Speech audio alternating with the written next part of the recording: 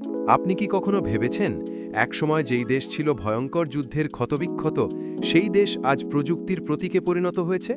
স্বাগতম রুয়ান্ডায়, আফ্রিকার নতুন টেক হাব। মাত্র 2 দশকে রুয়ান্ডা নিজেদের রূপান্তর করেছে একটি ডিজিটাল অর্থনীতিতে।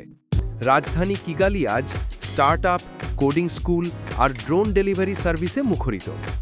রুয়ান্ডা আফ্রিকার প্রথম দেশ যারা জিপলাইন ড্রোন ব্যবহার করে দূরবর্তী গ্রামের রক্ত ও ঔষধ পাঠায়।